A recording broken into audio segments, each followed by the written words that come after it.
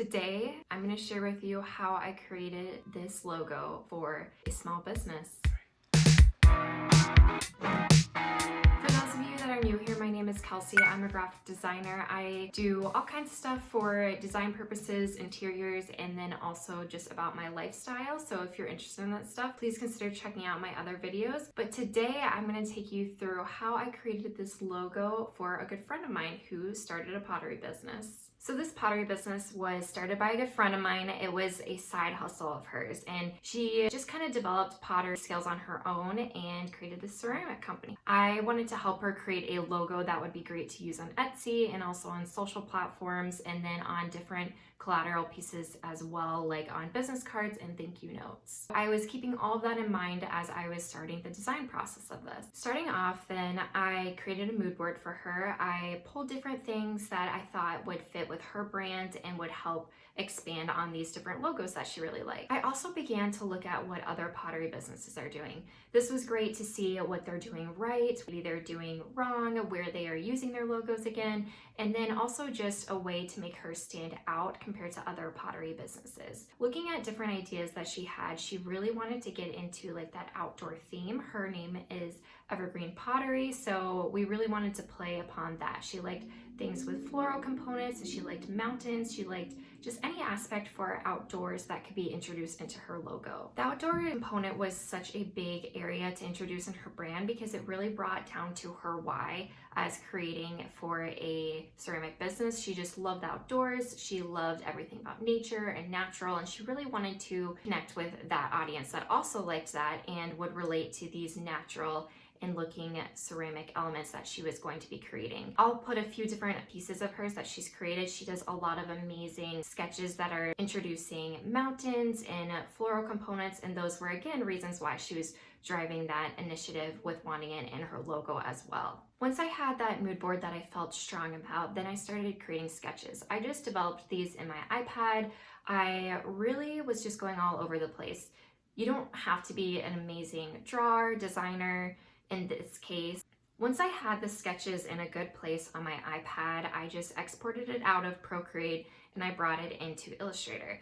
Once it was in Illustrator, I was able to create it as a vector. So there's a tool that you can use for image trace. This is why I also create them in black when I was on Procreate doing the sketches. And if you're in your notebook, it's great to use a black outline pencil too, because image trace tool really picks up on that.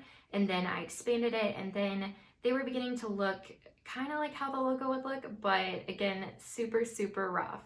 The idea with image tracing them was creating them into a vector format because Procreate actually doesn't create aspects in vector. It is a different type, it's more graphical based. I just really needed this to be a vector because when you're thinking about a logo, you need to be able to scale it up large or make it small as well. So every logo is created in vector format. Again, in logos, there aren't supposed to be over the top details or too intricate pieces. This logo did have more detail than I typically do use, but it was fine because it was more based around line work and there was other supporting elements that we would be introducing. I also started introducing type. Usually I do this by just creating like long lists of different type that I think would fit great with her brand. So I'm looking if she's going to be using a sans serif, it's going to be a serif, if it's going to be a script font, just a whole variety, or if it will be more decorative. And so I'm looking at what is going to work best. A lot of times I will then outline these fonts and then further adjust them to make them customized to her brand. Then my client reviewed these 6 options and we moved further with the one she selected.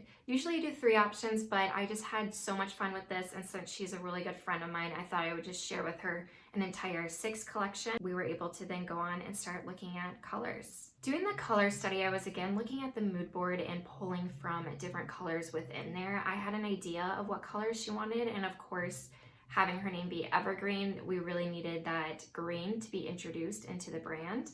I was also thinking about just what the client, the customer, would want to feel when looking at her logo and her brand, and making sure I replicated that in the colors and the brandmark family.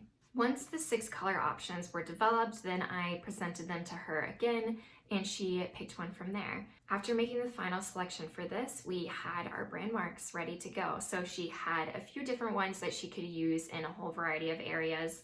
I then just went ahead and created the files for her to export and be able to use. And then we started thinking about collateral pieces. So I'm just going to share a few different components where we introduced these, and I'm still working with her, so I'm creating more. Right now we're working on her thank you cards, so that would be really fun to see it come to life there as well.